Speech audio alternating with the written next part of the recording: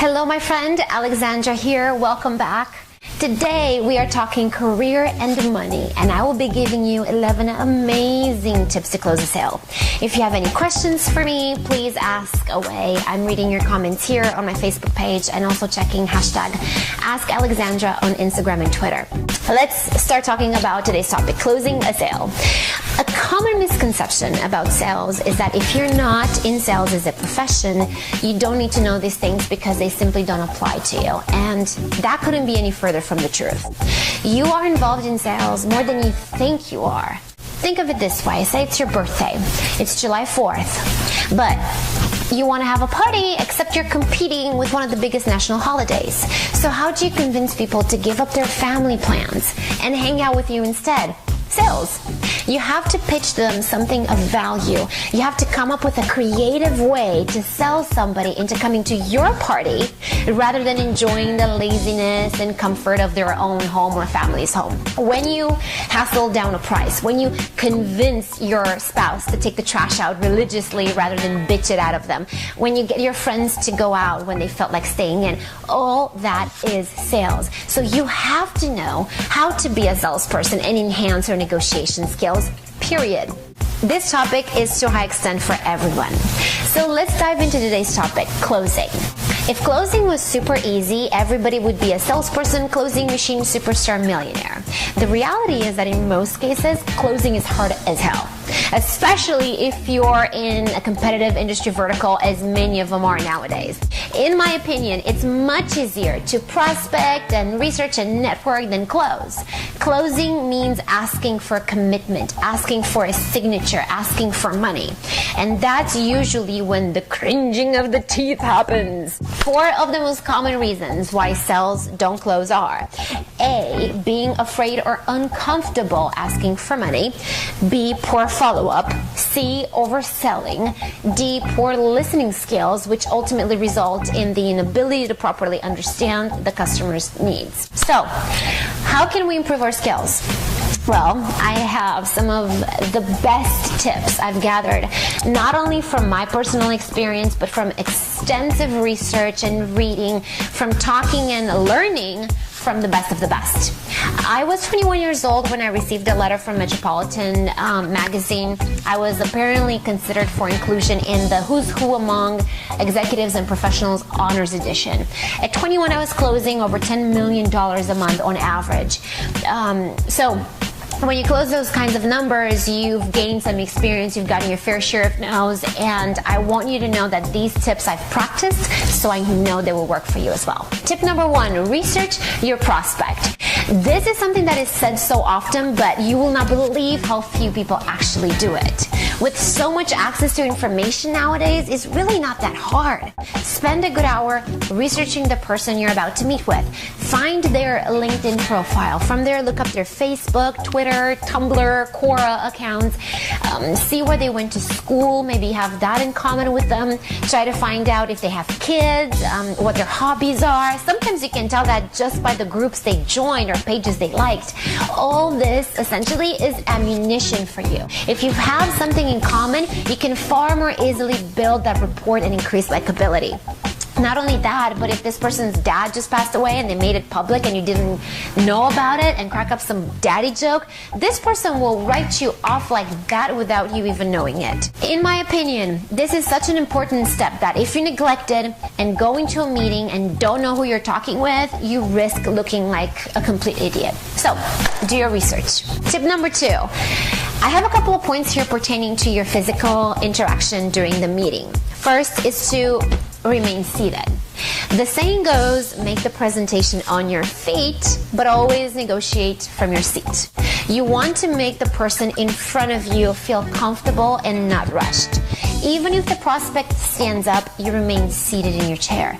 The moment you go from a sitting position to standing up, subconsciously that is interpreted as something has changed, and that will be your prospect's window to be done with the meeting and end all negotiations at that point. Second, always smile. Selling is not just about the clothes on your back or your attitude or the things that you say. It's also about the way you carry yourself.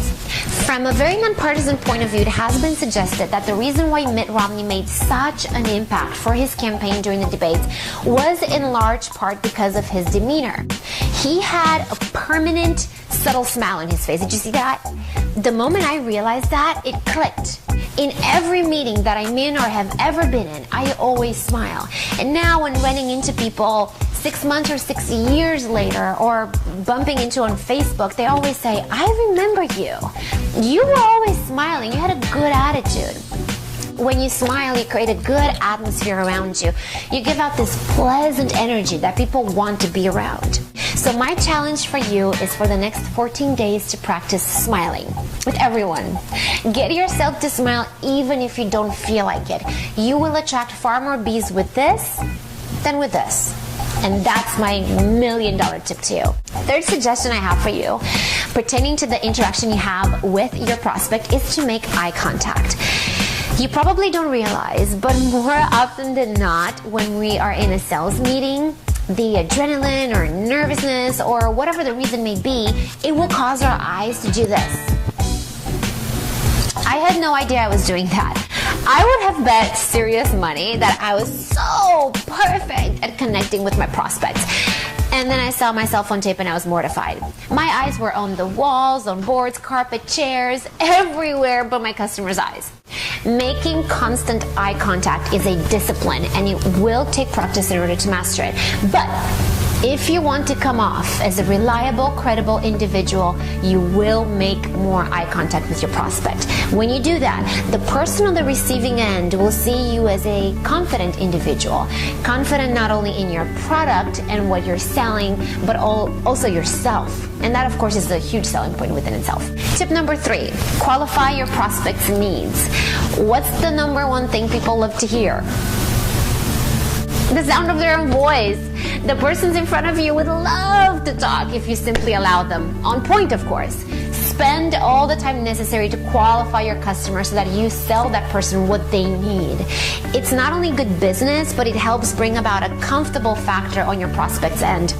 They will feel like you're interested in their and their company's needs and not just your commission. Plus, it's horrible to sell something that the customer will later be dissatisfied with and realize they didn't need. And there go the referrals down the drain too, all that hard work. To qualify, you can ask questions along the lines of, what is your ultimate goal? What do you hope to achieve? What will you be using this for? Figure out your prospect's needs and only recommend the right product or service. I would always tell my prospects, I know we're in a time crunch. I do, however, want to spend most of our time understanding your needs, and I want to live here with the certainty that what I do will be perfect for you, as I'm sure you would want me to do. If not, it's been a pleasure making a new friend, but if it is, I'm the person for the job. You see that? Automatically you think, wow, this person is looking out for my best interest. That sounds good. Bam! Qualifying ensures that you will sell more value. And in a price-sensitive market, the person who will win is the person who can show more value than the asking price. And value is not universal. There isn't a book out there saying that if you don't get XYZ, then this isn't a value. Value is determined individually, and we all have a different interpretation of what's of value and what's not. You will learn what's most important to your prospect by spending the time to qualify them.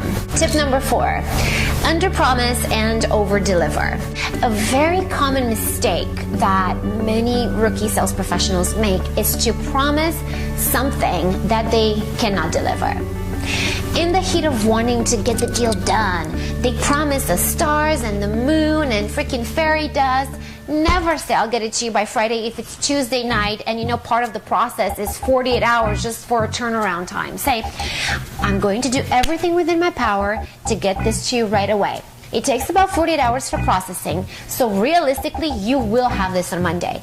But I'm on your side, so I will do everything that I can to see if I can have it delivered to you sooner. It's always best to set realistic expectations because then you have ample opportunities to over-deliver. And over-delivering is seen by most customers as you going above and beyond for them. Under-promising will just make you look like a lying asshole. Tip number 5, create a sense of urgency. If what you're selling is not life dependent, a lot of times folks on the other end of the deal will close the deals when they get around to it. And time is a deal killer. So you will have to create a sense of urgency to get their commitment. And that may require some final discounts to refocus their attention. Say, if we're closing this week, we'll give you X% discount or 2-year coverage instead of 1. Let's close this week and you will have 24-hour access to me for the next month while you try our product. Whatever it is, talk to your HBIC, the head bitch in charge of making the decisions at your company, and get it done. Tip number 6, use the threat of competition. Unfortunately, sometimes deals might not be as important to a prospect as is making sure their competition doesn't do better than they are. Maybe in this case it's showing how using your product or service will help them become more influential than their competition. Or maybe it's mentioning that the prospect's competition has approached your company and you wouldn't want them to be surpassed by their competition, now would you?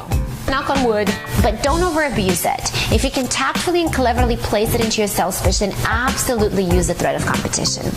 Tip number 7, ask for the next steps. Don't wait for your prospect to tell you what they think the next step should be to getting the deal closed. A mouth that doesn't ask doesn't get fed. Ask your prospect what he or she thinks should be the next steps. Could they say that they're not sure or need to think about it? Yes, fair enough. But then how about you make the suggestions of what the next step should be to move you closer to closing? Remember here too that your goal is to close the sale immediately. And that's what the next step should do. That's why it's so important to go into a meeting with these thoughts already in the back of your head. Inexperienced sales professionals add so many steps before trying to close, the whole thing goes to shit. Each step that you take can move you further away from your goal. So make it very simple to close. Each step should be very easy to take. Tip number 8, once your prospect said yes, you have to make the move immediately. Remember that time is your enemy. Once your prospect has agreed in principle to make this deal, you have to move them as quickly as possible toward getting this into writing. During this time, any little thing can creep in. And this is a very critical moment in the sales cycle. You don't want them being sold to by somebody else. You don't want unforeseen events happening like, I got sick. You don't want them getting second thoughts, etc. And any of these things are so likely to happen if you don't move as quickly as possible to a written agreement. That usually closes out the sales cycle. That also ties in with tip number 9. Always present a proposal in writing. People are being sold to left and right, and that naturally develops skepticism, which means that people don't often believe what they hear, they believe what they see. So always have a written proposal available with you. As you have a writing pad and pen available at all times, so should a written proposal be attached to your hip.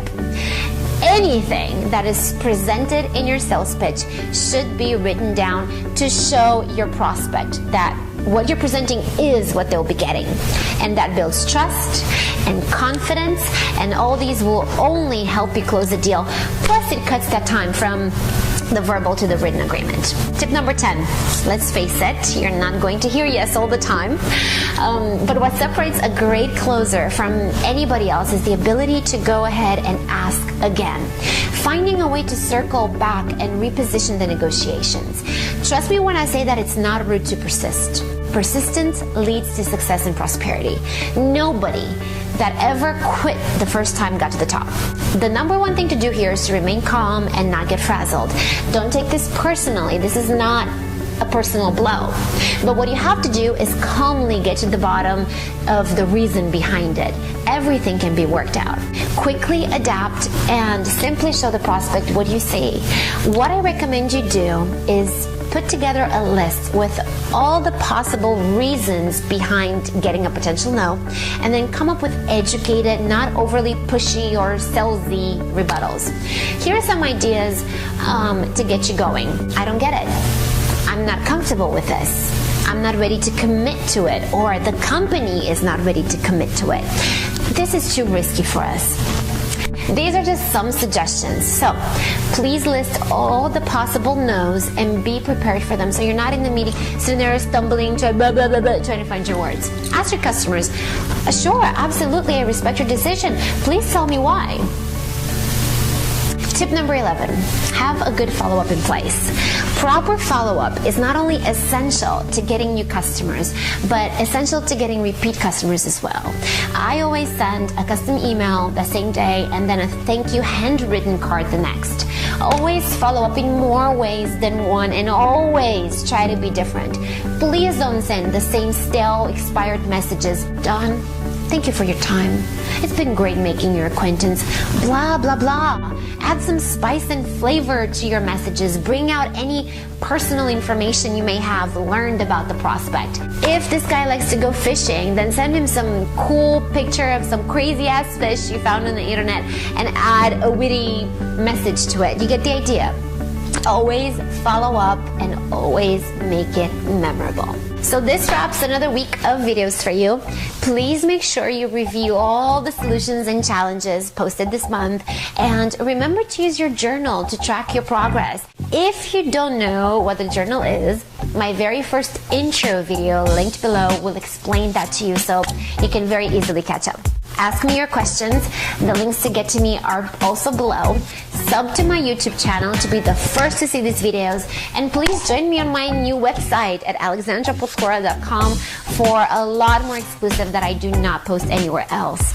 I love you for watching, and I will see you soon. Please be kind to yourself and to all those around you. Happy selling!